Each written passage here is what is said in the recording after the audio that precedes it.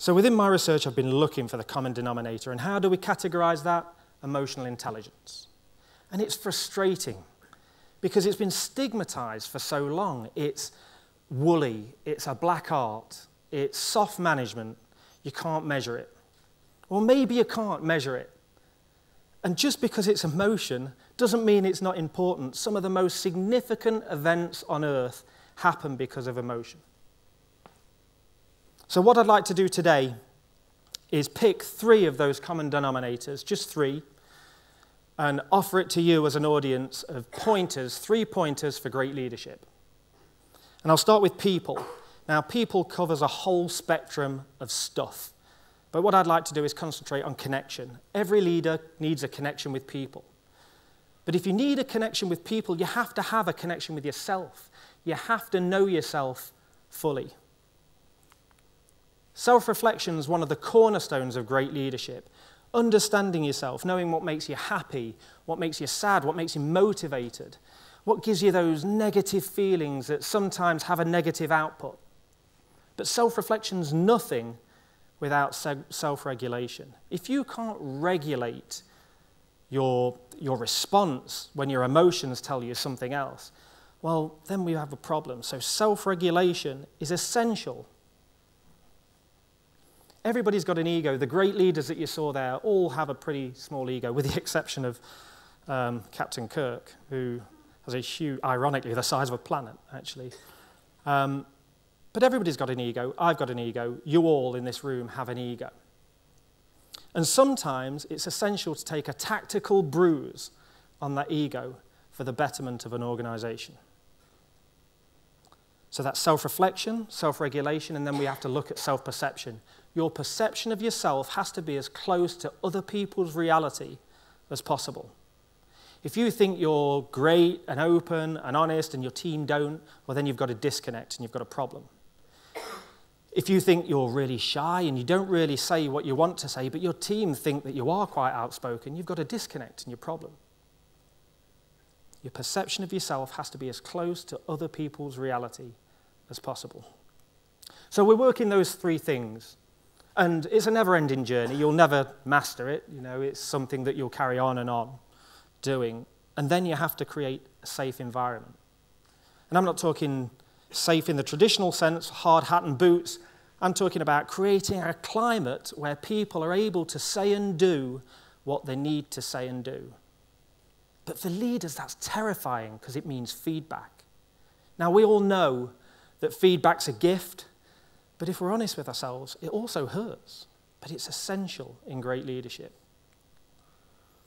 You also need to create this climate to share ideas. No leader should think that they're an exhaustive list of ideas, because nobody is. Create this climate, this open climate. If you can concentrate on those 3 things, have an open climate, then you have every chance of connection. And with connection comes creativity, and nothing amazing happens in this earth without creativity. So that's people. Second, vision. Nelson Mandela said, action without vision is passing time. Vision without action is daydreaming, but vision and action can change the world. And Nelson Mandela changed the world.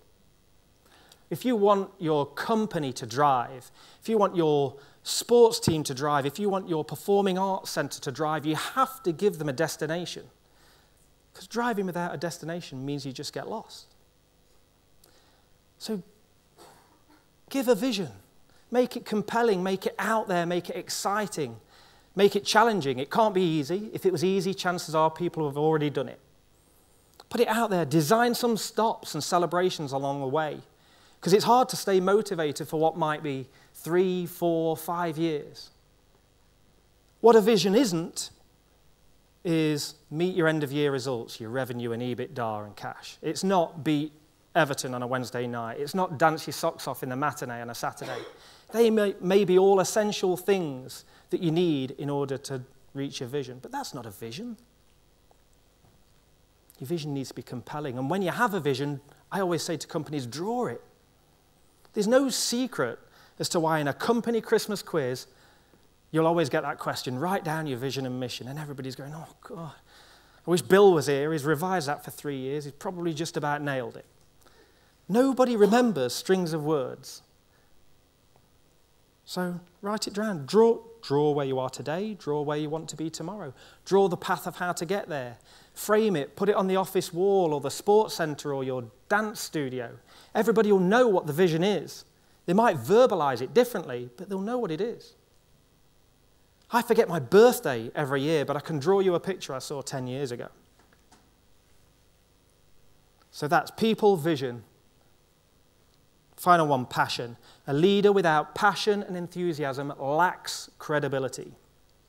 You don't believe them.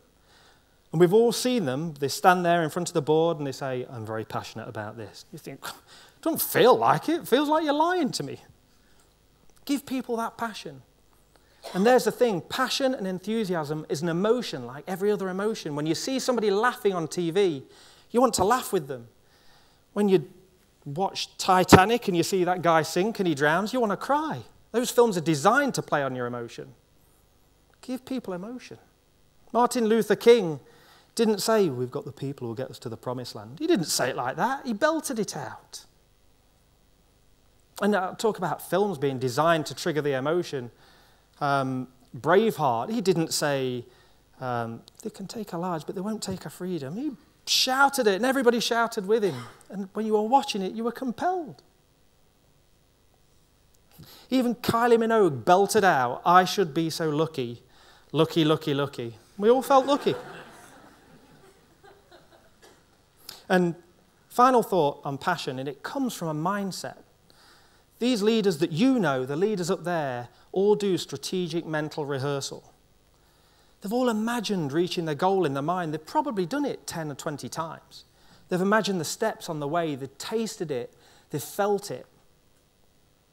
Research suggests people who do SMR are more likely to achieve their goals. You see sports people do it. I was talking to Duncan Goodhue. He did it before his gold medal.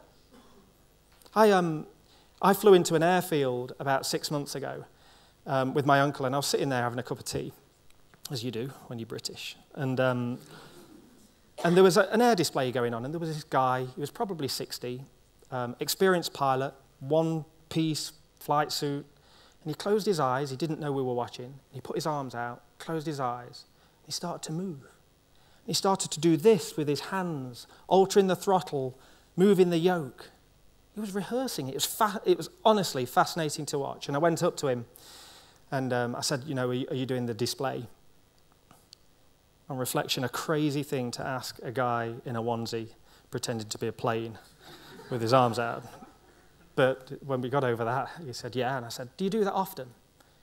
He says, I can't fly. I can't do a display unless I rehearse it in my mind. He's probably done those moves 20 times before in the air, but he can't do a display unless he's rehearsed it. And that's where he gets his drive and passion from. Strategic mental rehearsal. So there's my three things: people, vision, passion.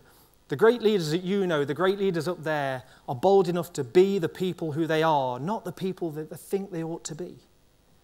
And one last bit of food for thought is great leadership's a tipping point. So when you start your leadership role, you're developing yourself, and it's necessary. You're developing yourself, developing yourself. And then there's a tipping point to where you start developing others. And you're happy developing others. And you're happy giving people the glory of success. And that's where you start getting motivation. And that's when you start getting high-performance teams. And getting high-performance teams is great leadership. Thank you very much.